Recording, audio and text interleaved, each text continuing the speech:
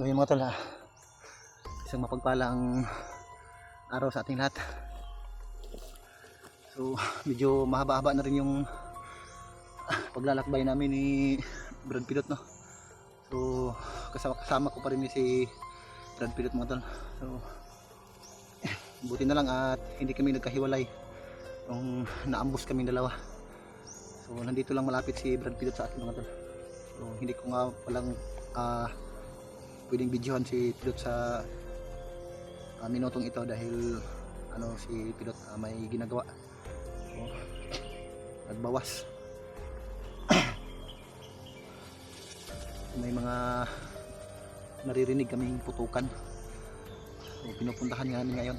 So ito yung puntarya namin.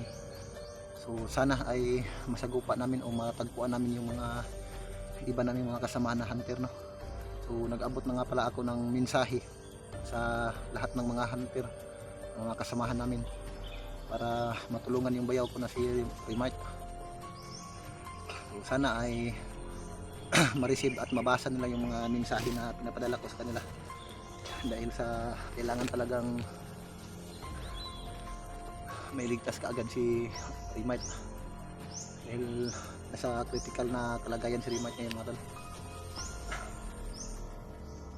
So kagabi naglalakbay kami ni Brad Pilot. Hindi lang kami lakad ng maayos dahil sa napakalakas ng ulan kagabi. So naglakad lang kami siguro ng mga mahigit 4 o 5 oras para magpahinga din kami, no. Kahit puyat at pagod ay tinitiis namin ni Brad Pilot para lang mahanap o makita namin si Remite at yung iba pa na nangangailangan ng tulong. So hindi ko matiis mo tol dahil bayaw ko yun. So ginagawa namin ni Brad Pilot ang lahat ng mga paraan. Kinukontak namin yung mga kasamahan namin para maaga namin makita sakasakali si Remite. May mga nag-send sa akin ng location. May mga din dito, may mga puno ng mangga din, no. Katulad din sa location na nakita ko kung saan yung area ni Remite na dinaanan nila. Kung hindi ako nagkakamali, baka ito na yung area malapit sa kanya. So yung mga putukan na naririnig namin ay pinupuntarya namin ni Brad Pilot ngayon. May bandido.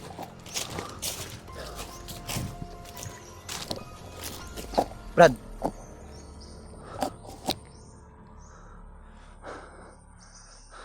Yan si Pilot mo.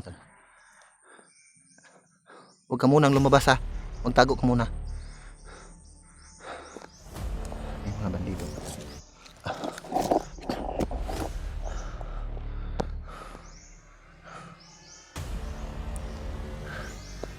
May narinig yung usapan mga bandido. May dumaan.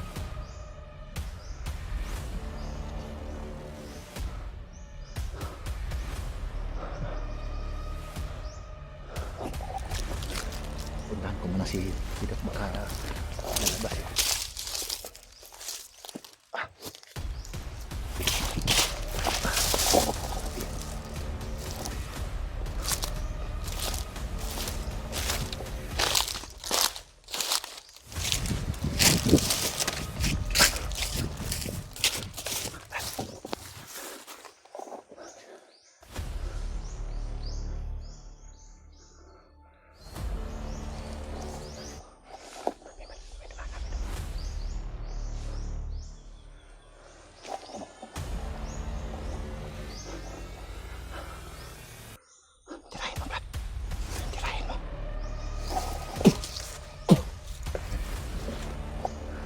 Hindi na kami na malayan ni Brad Pilot na nandito kami dahil nakapagpanggulilong kami dalawa. Buti na lang ay mabili si Pilot. Ikutan natin Brad. Malalim yung tubig niya Brad.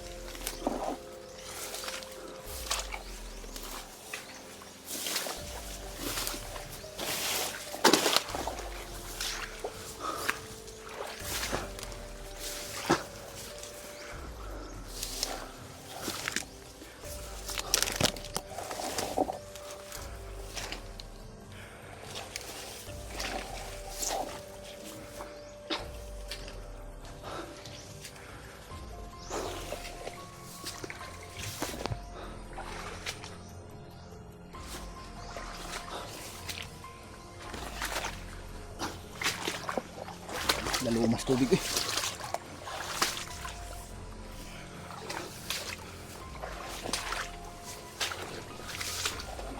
Ha?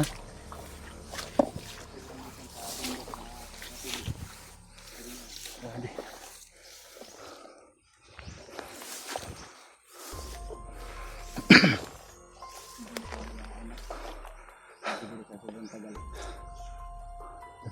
May punong kahoy. Yan si ilalim kan.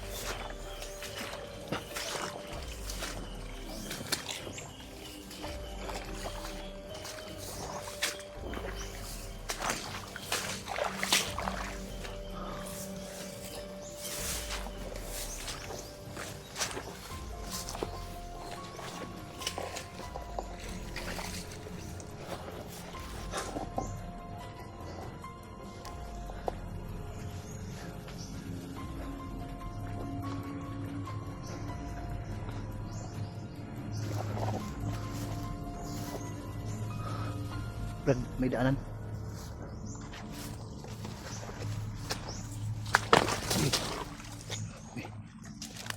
Ang lalim nito, Brad.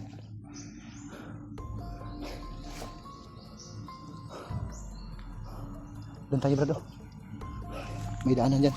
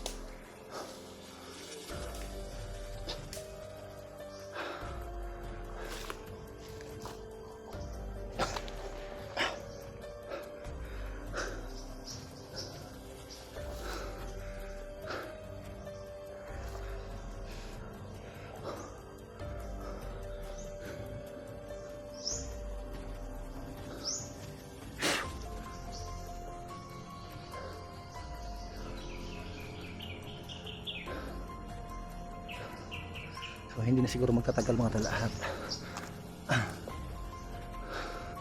Makarating na siguro kami kung saan yung mga kasama namin, lalong-lalo na doon kay Remind. So sana nabasa nila yung mensahe ko. So biglang napahinto kami ni Brad Bidot sa ngayon dahil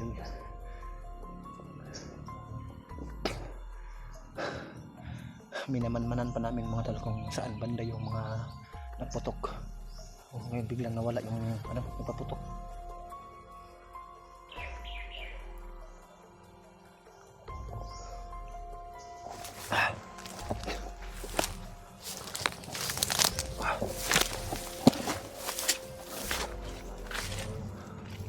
Malawak kasi yung pasok na. Kaya nahirapan kami sa paghanap sa mga kasama namin. Pero pagdasal po kami na sana may pinagpo tayo.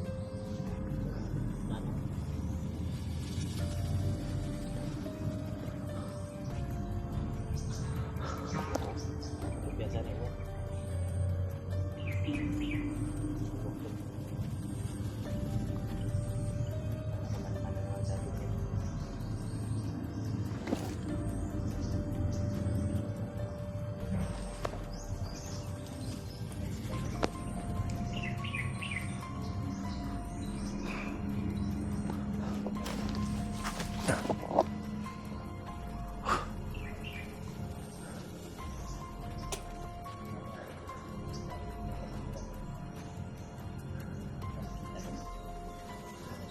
Brad, baka baka malaglagan ka ng puno ng niyog, Brad. Silipin mo muna, baka may ano. Wala. Puno ng niyog o bunga ng niyog? Sa puno ng niyog may bunga. Binibiro lang kita para maalis yung kaba mo ba. Sa ganitong kalagayan natin ngayon ay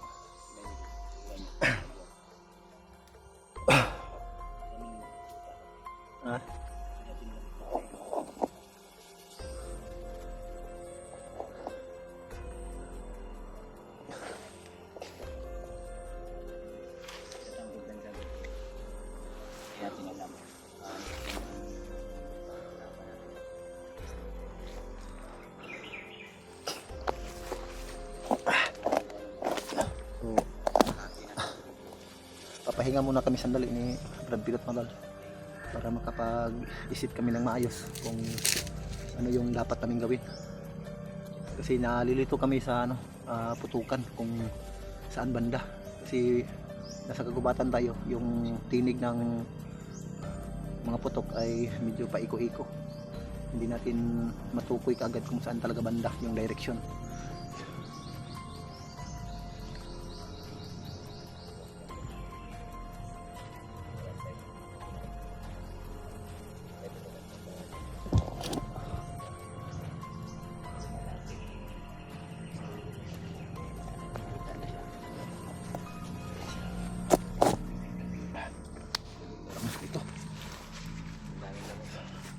Buti na lang yung ano ko, natuyo na itong jacket ba. Okay, bagay ba? Meron. Ano yan ba, yung mga damit ko babasa. So ito na ano, mas madali kasi itong ano, matuyo. Parang tila ng payong ba. Pero yung ibang jacket ko wala na, basa na.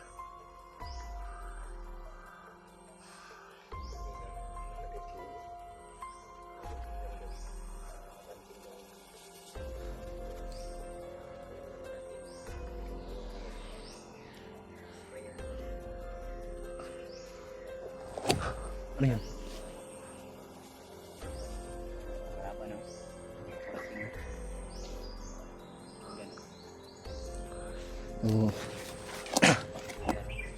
may mga boses kami minsan marinig pero hindi namin tiyak kung saan banda. Huwag tayo magkumpiyansa, Brad, baka niling lang na tayo, Brad.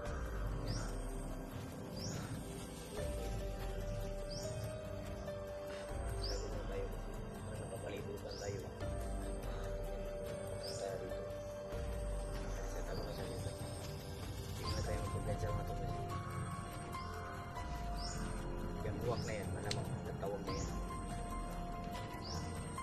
Kailangan na natin. Parang may gumagalaw sa ano, Brad, sa may puno, Brad.